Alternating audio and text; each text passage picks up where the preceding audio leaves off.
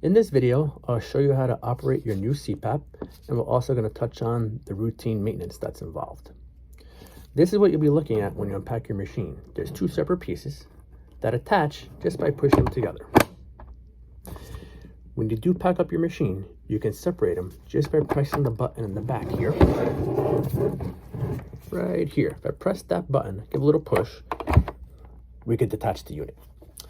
You could also bypass the humidifier. If you don't want to use the humidifier, you can take your mask and tubing just with this unit and connect it right to the adapter here. So you can bypass the humidifier completely. But there is great benefit using the humidifier. You add the water, you have some moisture, and the air won't be so dry for you. So we're going to take this part again.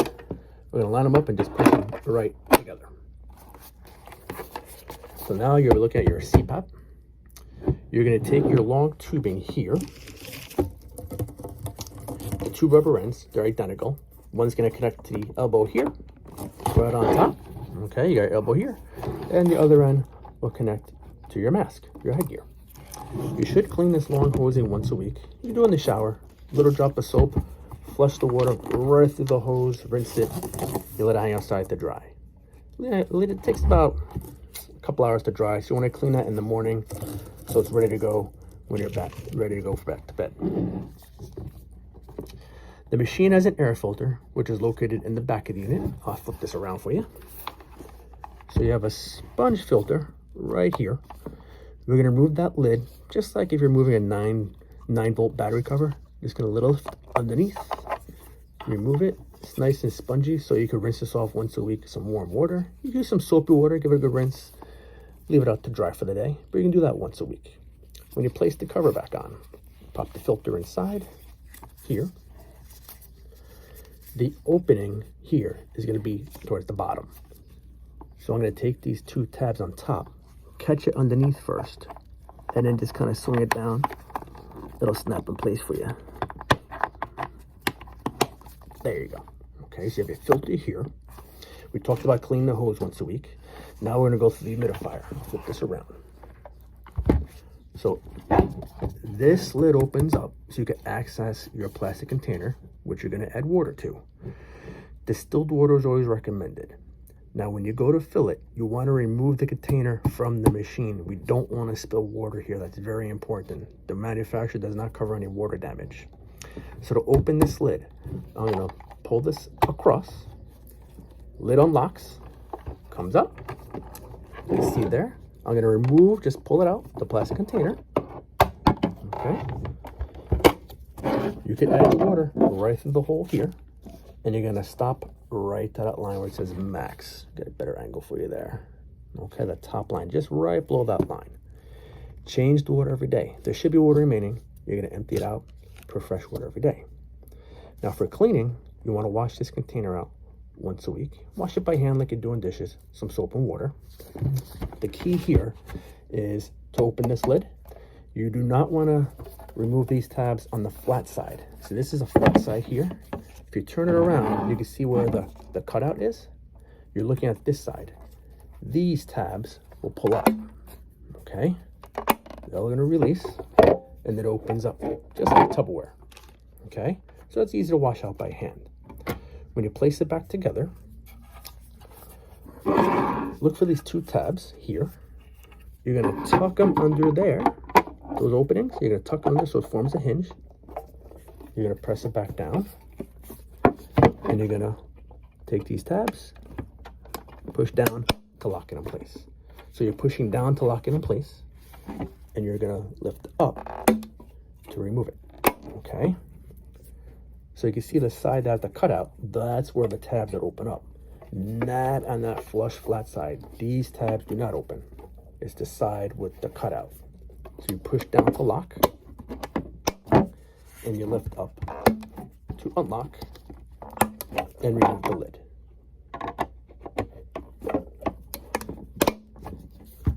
The lid is opened again. Fits in just like a puzzle. Can't put it in backwards. We'll look for that cutout. Fits right there. Put it in. Close the lid down.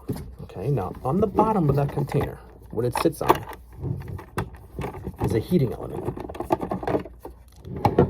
This metal disc is the heating element. I'll show you how to make that adjustment in a minute. You always want to make sure you have water inside this container when you activate the heater, okay? If you're going to have the heater on, you must have water in the chamber. We don't want it to burn and melt. That's a safety issue. Place that back in. Give it a push down. Locks in place. Not much to do here with the buttons. That's your power button. This is an alarm silence, but since you're only using this machine in the home setting, the alarms are shut off, so you shouldn't hear anything beeping, okay? So you have your power here, on and off. The machine's already pre-programmed for you. Nothing for you to set. Turn that on, okay? In your menu here, you have something, doesn't say humidity, but it looks like 2 raindrops. Okay, that's your humidity for the heater, for that metal plate we're talking about. If you want to make an adjustment, you have to turn this dial so you can highlight the humidity box where it turns yellowish there. Once it's highlighted, you'll push this button and you can turn that number either down to 0, okay, which the heat setting is off completely. You can go as high as 5. That would be the warmest setting. A good starting point's 2. I would start there. We'll lock that in by pushing this here. It's all personal preference. If you find the air to be too warm, lower it. If you have some dryness, dry nose, dry throat, then you might want to increase that heat setting a bit, okay? That'll help with some moisture. There's an SD card in the unit. It's actually a microchip. We're going to be picking that up every so often just to check on your compliance, and we can give a report to your doctor. I'll show you where that is. It's in the back of the machine, right next to where the power cord comes out. I'll remove this here. That's your main power. The little microchip right here. If I press it, it's spring-loaded. It ejects. Very tiny. And this is what the data is. So we can prove to the insurance company using the equipment and make a report for your doctor as well. Pulling out my gloves is a little tricky. Press that in there, it's locked. Springs out. And that's where the microchip is, right here. Okay, so that's the little microchip we're going to be picking up to make a report for your doctor and the insurance company as well. Okay, so just always make sure when you press it in, it clicks and locks in place. Okay, so packing it up in the bag, it is easier to separate it. Always make sure the water is emptied. Press here, it detaches. You can pack it up in the travel bag it comes with and use it if you're traveling on vacation, you're going away for the night. So that's important, use it every night, at least 5 hours, so the insurance company sees you're being compliant. After watching the video, if you have any questions, you can give us a call back. Our number is 973-926-1400. Thank you.